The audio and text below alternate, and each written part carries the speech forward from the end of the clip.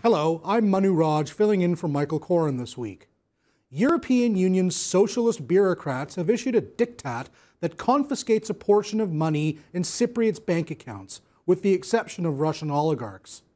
Now, I get that Cyprus is a small country that's really far away, and that thinking about or discussing the ongoing capitalization issues plaguing European banks can be about as boring as listening to your neighbor drone on about new and exciting lawn care treatments for this spring.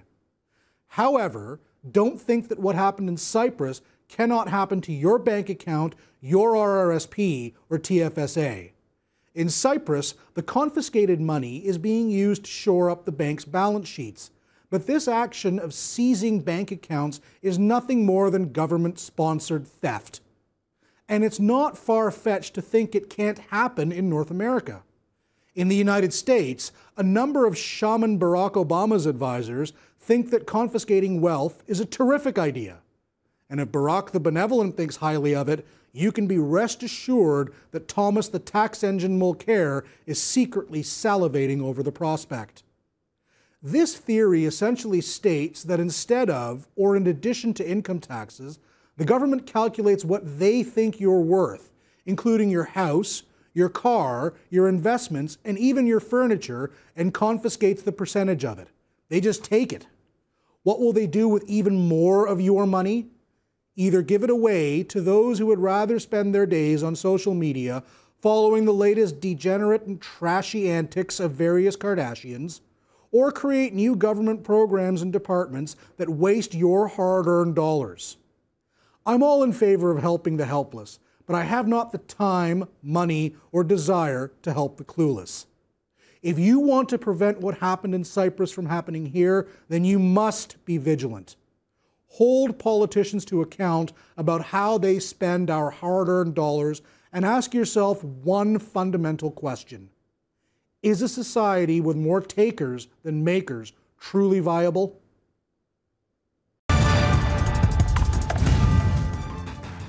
You just heard my monologue about what happened in Cyprus, where a bunch of government bureaucrats came in and confiscated people's bank accounts, unless you're one of the few benighted Russian oligarchs. Joining me now to discuss this topic and another light and airy topic about a new bank to compete with the United States is Alex Jurshevski of Recovering Partners, and he's a managing partner. Alex, can Cyprus be a model for Canada? In what sense? As a tax haven? Or as a place where people get their money stolen? Or really, I mean, you know, if one leftist bureaucrat can come up with a good idea, I mean, these people all sort of move in the same circles.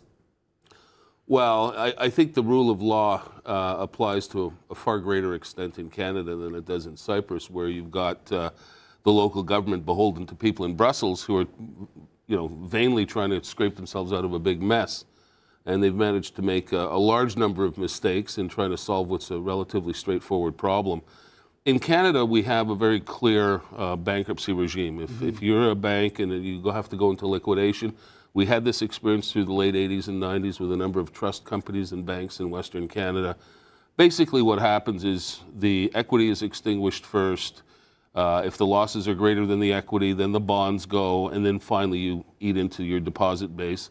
And that's what deposit insurance is for. It's meant to protect people up to a certain value, and the bank reconstruction takes its cue from there. What they tried to do in Cyprus initially was turn that whole regime on its head and tax the depositors at the expense of the equity in the bonds. That clearly hasn't stuck. I don't think we'll ever see a situation like this develop in Canada because there's a far more developed body of law. There's far more experience with these restructurings.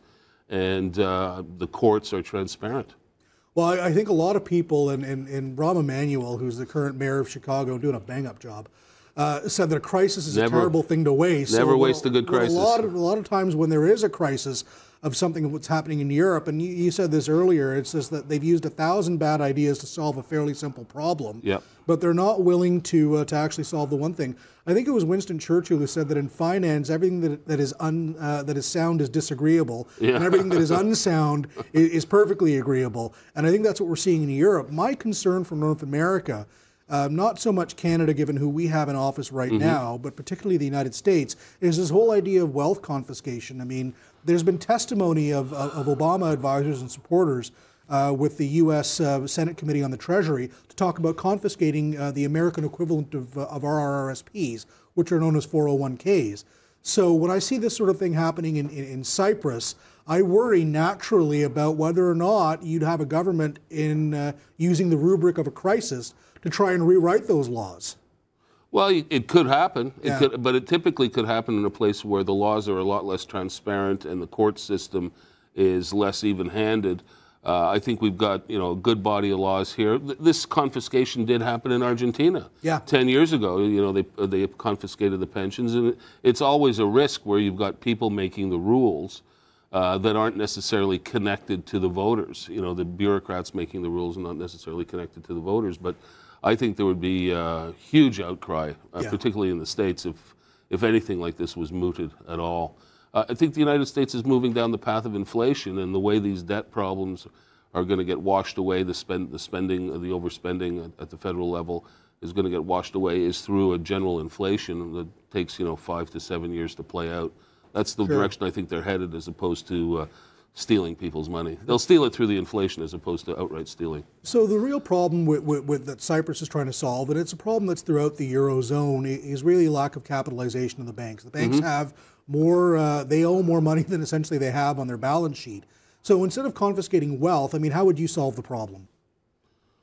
Well, I would go about it in a normal bank reconstruction type of scenario where you blow out, the various layers of equity and bonds, and then you have to do something with the deposit base if the losses still aren't covered. And that is a bank-by-bank process. What they tried to do in Cyprus was give some kind of blanket solution involving all the banks with the same amount of taxation of accounts across all the banks, irrespective of their health. Now, we know in Cyprus, 2-3 years ago, when the Greeks started hitting the wall, they needed people to buy their bonds in order to keep the yields down and to demonstrate that there was still a market. And the Cypriot banks were pressured into buying a lot of the Greek debt that was on issue. Now, we knew that when Greece restructured and when all those bonds were haircutted, that these Cypriot banks would be on the ropes. Sure. So I think it's a huge travesty that it's taken the Europeans a couple of years to get to a point where they don't even have a workable solution. And they're creating additional problems and taking huge rounds out of confidence in the banking sector, not only in Cyprus, but across Europe, by attacking the depositor. I think the course of action they engaged in is extremely ill-advised. Yeah, to say the least. Yeah. Speaking of ill-advised, we had the leader of the BRICS nations last week, so that's Brazil, Russia, India, China, get together, and they're going to create a new development bank so they can combat alleged Western bias when it comes to helping third world countries to get on their feet. Well, what's your take on this? Is this kind of saber rattling on behalf of these nations, trying to flex their newly found economic muscle? It's a bit of that. I don't give it much credence. You're talking about challenger to the World Bank. Well, the World Bank has many, many challengers. You've got the African Development Bank, you've got the Inter-American Development Bank. There are a lot of these development banks. Islamic Development Bank. Yeah. There's lots of these organizations around, and the track record of these guys in promoting development and growth in less developed countries is not very good at all. So so there's going to be a challenge to the World Bank. Well, big deal. I don't think it matters that much. The impact the World Bank has had on some of these economies is almost negligible, if not negative.